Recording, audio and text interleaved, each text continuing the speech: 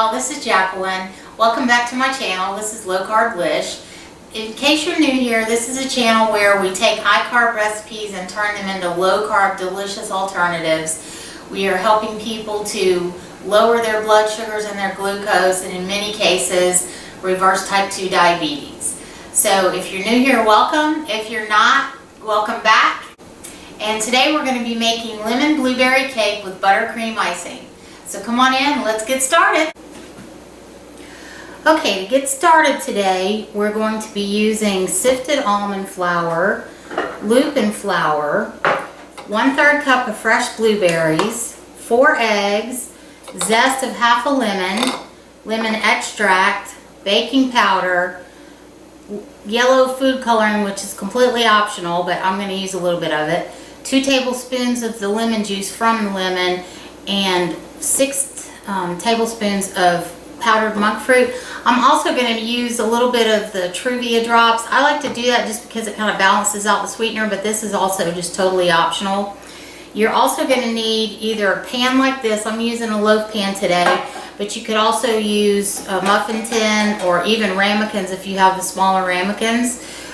This recipe is going to make 8 servings, so you can figure out what size you want your servings to be as far as whether or not you're going to do them in a ramekin or muffin things. But today I'm using this pan, and you're going to need a mixing bowl to mix all this stuff up with. And don't worry, I'll put the recipe down in the description below. Please, if you're going to be making any kind of baked goods, sift your almond flour. You're going to be so much happier if you'll sift it, just because it is lumpy when it comes out of the bag, and sifting it gets rid of all those lumps and gives you a much cakier texture. Now, we've talked about the lupin flour before. If you have peanut allergy, please do not eat lupin flour. It is a close relative to the peanut. If you can't eat lupin flour, you can substitute coconut flour and it'll work just fine. It's going to give you a little bit different texture, but it's still going to be really tasty. So we're going to get started now, and first thing we're going to do is put our almond flour, our lupin flour, our baking soda into our bowl, and we're going to mix it up real good just with a hand spatula. Oh, and I forgot to mention, go ahead and preheat your oven to 350 degrees, and we're just going to mix this all up, and we're going to add our monk fruit. And this is just regular monk fruit in the raw that I use my coffee grinder to powder. But you can use swerve, erythritol, allulose, whatever sweetener you prefer, just as long as it's powdered. It'll work just fine in this recipe. And what I did with the lemon is I zested half of the lemon, and we're going to be adding that into this in a few minutes. And then I cut 4 slices of lemon from the other half, and then cut those in half, and we're going to use those to decorate the top of the cake when we're done.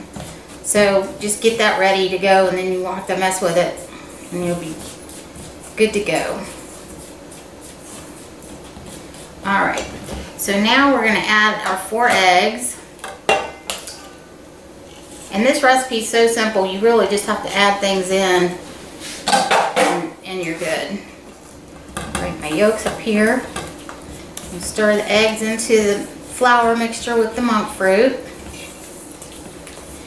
And if you don't want to zest your lemon, you don't have to. I like to do it just because it really amps up the flavor in the cake, and it really does add something to it for me. But some people don't like it, and it's totally optional if you don't want to do it. And you will notice that while I'm mixing this up that the lupin flour is yellow, so you're already going to have a nice kind of yellow tone to it. I'm just going to add just a little extra food coloring just because I'm weird and I like it to be super yellow, because our buttercream icing is going to be white. So although you could make it yellow too if you wanted to.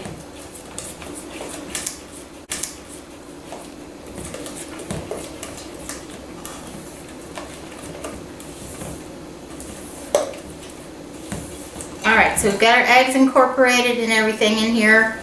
And now we're going to add our lemon extract. And we're going to add the 2 tablespoons of fresh lemon juice that we got off the onion and we squeezed it off. And then we're adding in our lemon zest as well. And you guys, this smells so good. I mean, it really has a lovely flavor. And we're not going to add our blueberries into the batter, and I'll tell you why about that in a few minutes. I am going to go ahead and add about 4 drops of the Truvia. And add that in there. Zhuzh it up with everything. Okay. And so then you just need to spray whatever container you're using to bake your cake or your muffins in. And then we're just going to pour it into the pan.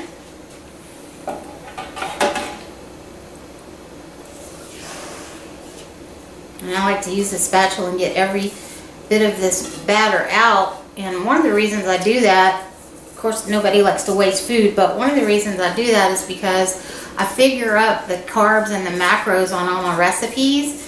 And so I want to make sure I get as close to 100% accurate as possible. And so I just like to get every last drop out of the container for that reason. Alright, so now, and this pan is filled, I don't know if you can see here, but it's filled to about right here, and this is going to rise some. So what I like to do, because especially if you're managing type 2 diabetes, we need to be as accurate as possible with our counting. And so I like to drop the blueberries into the cake by hand, and you will have to push them down a little bit because they want to lay at the top of the batter when you first put them in. And so I push them down into the batter because I want them to be in the actual cake as we're going along. And so, and another reason that it's good to do this is because you want your cake to have some blueberries all the way through it. And sometimes when we mix them into the batter, they don't get evenly distributed, so you might get a piece that's got just a ton of blueberries and then a piece that doesn't hardly have any in it. And so I just take the spatula and kind of push them down into the batter.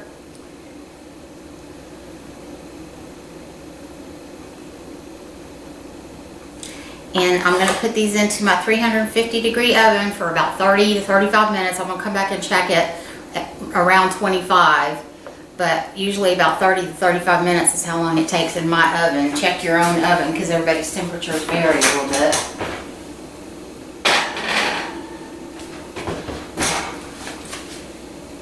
And we'll be back in just a few minutes and we'll be making the icing for the cake, and then we'll come back and finish everything up. Okay, my cake has come out of the oven now. It took it about 35 minutes. I'm getting ready to take it out of the pan and put it on the plate, and we're getting ready to make the frosting and frost it. Okay, so we're going to take the cake out of the pan, and it comes right out. You may have to run a knife around. The bottom of the cake may be a little moist compared to the top of the cake, and that is okay because it tastes delicious. So I've just got my plate on the, or my cake on the plate now, and we're going to make the frosting and get it frosted up.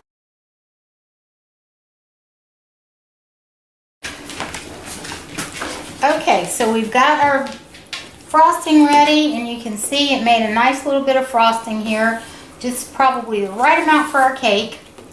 And it's spreadable but still thick, and the allulose and the stevia together really have a nice sweet taste to it. So let's get the cake frosted and then we'll decorate it and serve it up.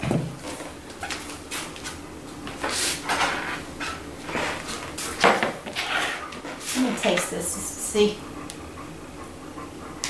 Yes, that's what we're looking for.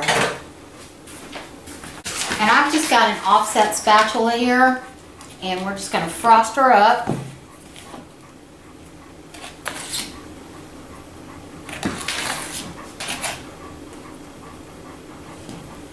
You can see this buttercream is just nice and smooth. Has a really good flavor.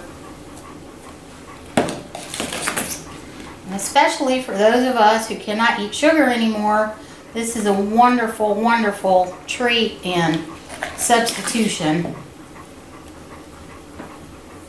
You can, like I said at the beginning of the video, you can also make these into cupcakes and muffins, whatever you like. You can leave them unfrosted. It's really good even without frosting, but it's just, you know, frosting's a little more decadent.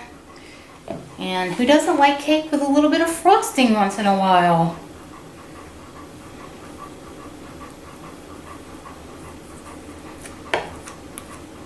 A little more.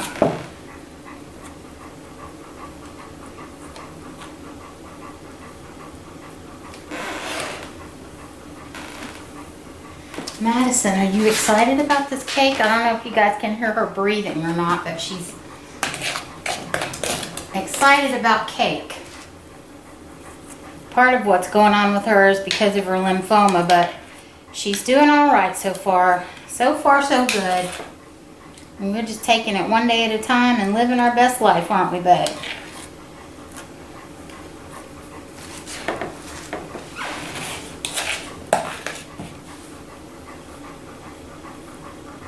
And I'm just doing a really quick frosting here, but you can take your time and frost your cake as pretty as you want to. I've got piping bags and everything as well that I can do a cake with. I just wanted to show you guys that it doesn't have to be long drawn out. It can be easy and simple and fast, because sometimes we need to be fast. Especially if we're having a cake craving.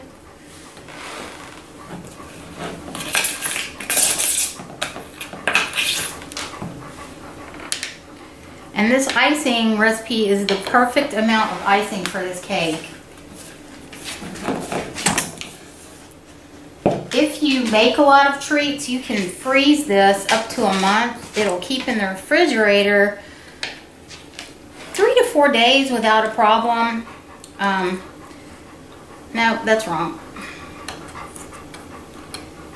It'll keep on the counter for 3 or 4 days, as long as it's not too hot where you are. But it'll keep in the refrigerator for well over a week. And you can also freeze this just when you take it out of the freezer. Let it defrost at room temperature slowly. Don't try to de-thaw it in the microwave or anything, because you'll just end up with a melted mess.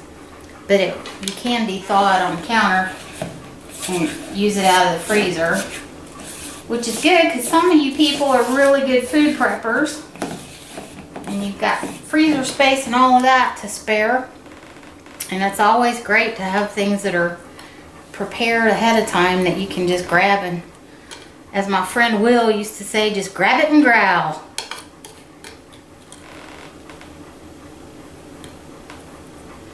Okay, so we're frosted up here. I'm going to come back in just a minute and decorate it, and then we'll cut into it and have some of it.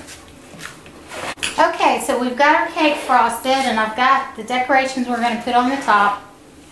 As I told you at the beginning of this video, this makes 8 servings. So what I like to do is go right in the middle and make a little line. I don't know if you're going to be able to see it on the camera or not right here, but I just go in halves so that all the pieces are fairly uniform in size, and also to give me a little guide for my lemon wedge that I'm going to put on here. So where every line is, I'm just going to stick a little lemon wedge in there, and that just kind of lets people know what they're getting ready to bite into.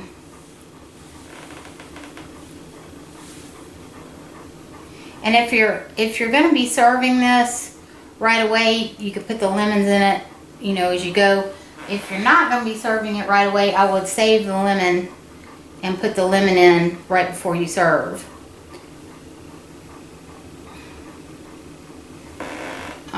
We don't want to stand up here. There we go.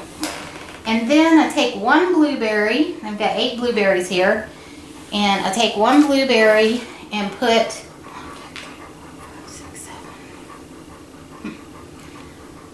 That's weird. I take one blueberry and put it in front of each lemon slice.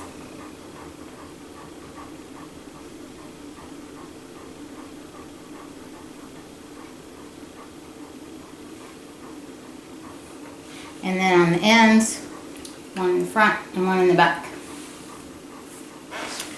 Then we're going in, people.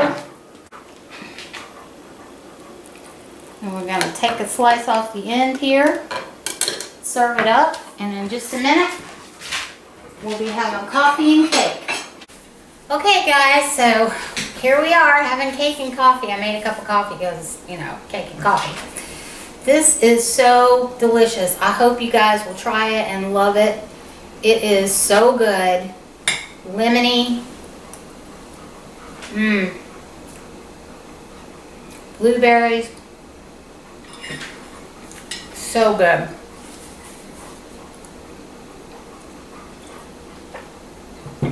So yes, those of you who are wondering, if we're type 2, we can have desserts and we can have certain fruits. Blueberries, raspberries, strawberries, blackberries are all really good low carb choices. We just have to keep them in smaller portions, but we can enjoy them. So thank you for coming by and making cake with me today. I hope you guys will try this.